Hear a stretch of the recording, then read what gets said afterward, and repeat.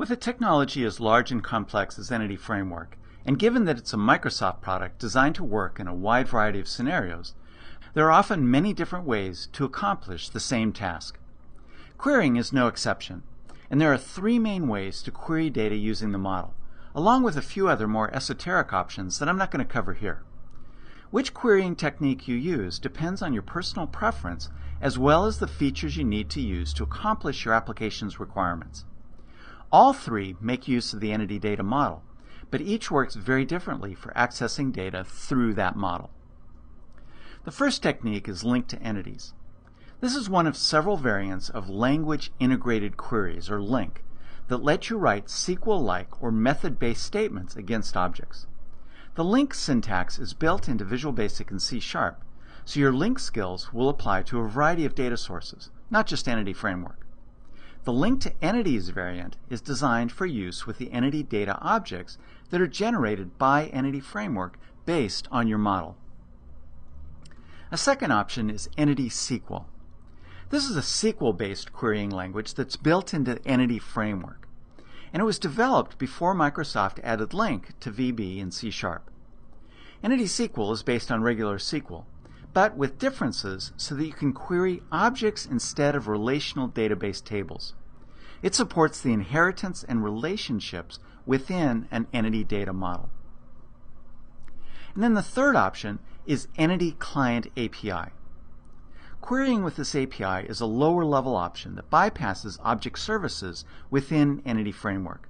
This option lets you access raw data streams, but doesn't materialize entity data objects. You'll have to write far more code than the other querying options in order to make use of the data within your application. Entity Framework is just not going to do as much for you with the Entity Client API. Now the first two options, Link to Entities and Entity SQL, make use of Entity Framework's object services in order to materialize entity data objects. And then you can use either Entity SQL or the Entity Client API to bypass object services and query the Entity Client data provider directly, which streams raw data back to the application instead of making available entity data objects. Here's a high-level view of Entity Framework's architecture and tools, and it shows how you can use link to entities through object services to access the data, and Entity SQL either through object services or directly to the Entity Client data provider. And then Entity Client also has its own API for direct querying. When writing and testing LINQ expressions and queries using LINQ for entities, or any of the other LINQ variants, you can write a custom application, reference the class library containing your entity data model, and write code that executes the expression and displays the result somehow, maybe in a console window. All that setup can be a bit tedious when you're working with throwaway LINQ expressions that you tweak and explore then delete, and also when you're just trying to learn LINQ and exploring its various options. A better option is the fabulous free utility LINQPad, which was written by Joseph Albahari. Not sure if I'm pronouncing that right, but so this tool lets you interactively query databases using LINQ expressions that you build in its own development environment.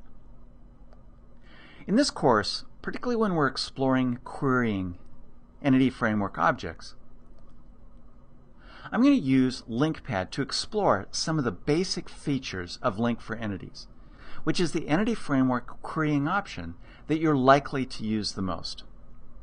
It really is a very nice tool that you can use to explore and play with these LINQ expressions. And in fact, it lets you play with your model so you can really test it out using dynamic queries. A lot of different ways that you can use it. The one thing that LINQPad doesn't easily do is let you explore the Entity Framework and .NET Framework objects that are used to return data to the application. It does display the direct object type returned with the results, but doesn't let you explore its properties. For more extensive exploration of those objects, the debugging tools in Visual Studio, particularly the Object Tooltips and the Locals windows, are invaluable. So occasionally within this part of the course, I'm going to run code in a sample application to explore those objects so you understand what's being returned by these LINQ expressions. Before you can write link expressions against an entity framework model using LinkPad, you'll have to configure the utility so that it knows which assembly to use and some other basic information to find the correct objects in your entity data model. So let's go ahead and set up LinkPad to do that. Alright, first thing I'll do is I'll hit the Windows button and type in LinkPad. I've already installed it here on this machine. And by the way, I'm using the Pro version. LinkPad is a free utility. You can download it, use it, do everything that I'm going to show you how to do. But if you throw them a few dollars, you get a professional version that has a few extra features. And that's the version that I'm using here. But again, I'm not going to be using any of those features in any of these demos. So just downloading the free version, you can do everything that I'm going to do.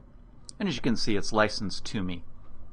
Alright, so I want to add a connection. So I'll click on the Add Connection link there. And that opens up this Choose Data Context dialog box. As you can see, I have various options for using LINQ. I can use LINQ to SQL, I can use WCF Data Services, Data Market Service, all different kinds of LinkPad drivers that are available. But in this case, I'm going to use a typed data context using my own assembly. As you can see, I can use LINQ to SQL, but I'm going to use this Entity Framework DB context. There is also an option for Entity Framework Object Context, and I would use this option if I had created the model using Object Context. But by default, when I create a new model, if I don't do anything to change that, the model is created using DB context. So I need to specify that right there. And as you can see, there's the option of viewing more drivers if you don't have available within this Choosing Data Context dialog box that you need. Okay, I'll click on Next.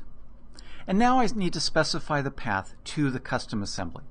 I'll click on the Browse button, and I'll go to the C drive, and I've got these sample files here, and I'm going to drill down into this package that I've already created called AWLT, down to the debug, and there's the DLL that implements that model that I want to use.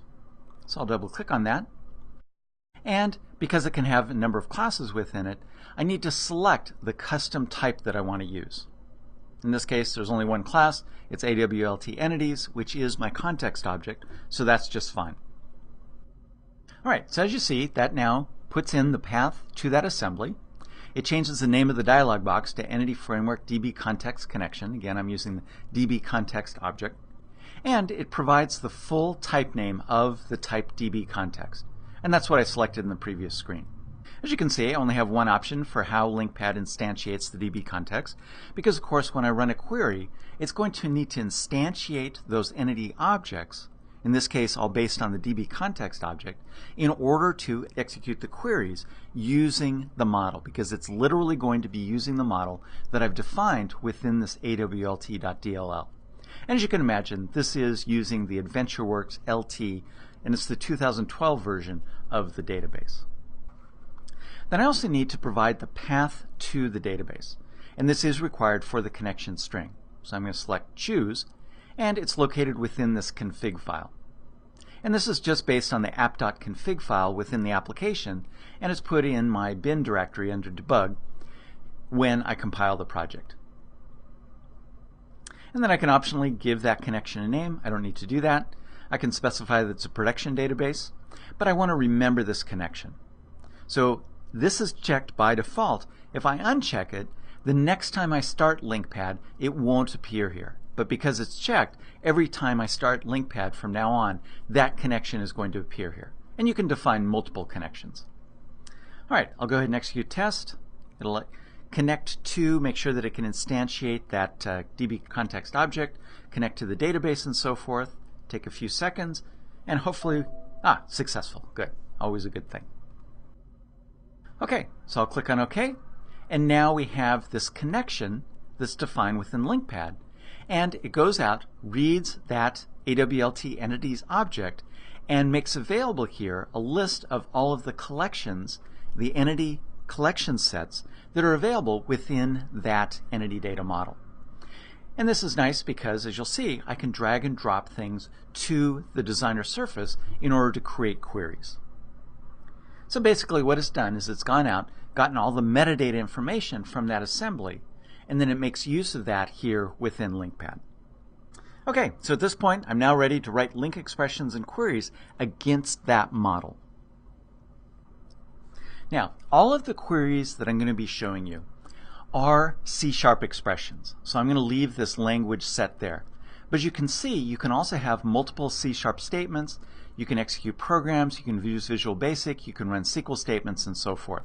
So you have a lot of options. But in this case, I've used C# expressions. And then in this upper box here for each query, I need to specify which connection that I want to use.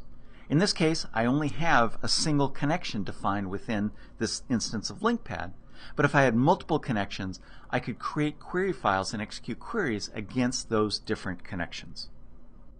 All right, then the only other thing here is that this is the execute button. So I can either click this or press F5.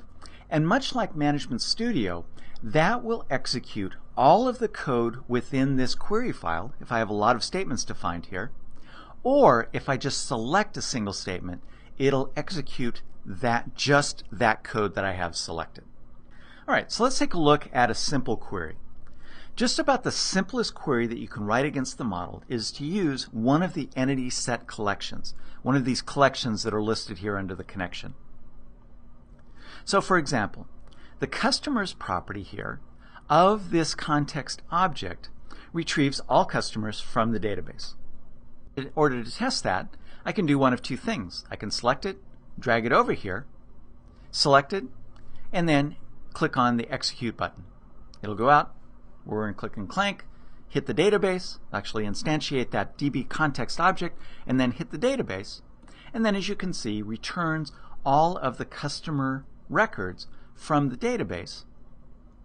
And you can see that it returns that as a DB set object. That's one of the supporting objects when you use DB context. And it's a generic object, and in this case, of type customer. And it returned 847 objects. And as you can see, by default, it displays it within a grid here. I can look at the format here, and I can collapse to different nesting levels, show all nesting levels. This isn't a nested query, so that doesn't really apply here.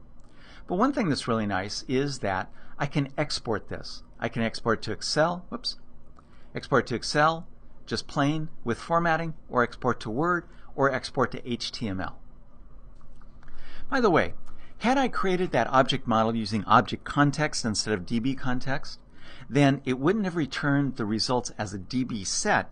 It would have returned it as an object set, is the name of the collection that you would use or would get back using object context. Okay, so once you execute a query, as you see, you can view the results within this grid, or you can take a look at the SQL statement that was used in order to retrieve the data from the database. So as you can see, there's an alias name, but it's all the fields within the customer table within AdventureWorks LT. Has an alias, which is just the same name as the field, and it's selecting it from Sales LT, that's the schema the customer is in, and it's returning it as extent, which is just the alias that is then used within the name. So it's a little bit complex SQL statement, but it really is just a select statement. But this is very specifically the statement that was used to retrieve the results from the database. So as you perform more complex queries, it can be really helpful to look at the SQL, because a lot of times it's a very complex statement, and sometimes you can solve problems by saying, oh gosh, it's generating this kind of SQL, but I really need something else, so I need to change this feature within my link to entities statement. So you have a lot of support for looking at how this data is being retrieved. All right, and then you can also use this Analyze SQL link here to open the SQL in a new tab, or you can even directly open it up within Management Studio. And I think this really starts to show you just how much care has been put into LinkPad to make it as easy to use as possible. Because if I wanted to, say, profile the statement or use the query analyzer to look at what this statement is doing, again, this is a very simple example, but if it was a more complex statement, that could be very useful to take a look at it within Management Studio. So that's a very useful technique for analyzing complex queries. Now, if you're interested in low-level CLR stuff, part of the .NET framework, you can look at the intermediate language that was used in order to execute this statement. So this is literally the compiled IL for the code that was used in order to grab that data using the DB context object. So again, this is the code that the CLR used to run the query. And so you can see that it used the getCustomers method, which is a method of that AWLT entities, and then it just dumped it out into the object that was displayed within that table. And then there's this other option here, this lambda, and this lets you view the query as method calls when using the link query expression syntax instead of the method syntax. So there's two different syntaxes that you can use with linked entities. So this is helpful if you're using the link query expression syntax instead of the method syntax.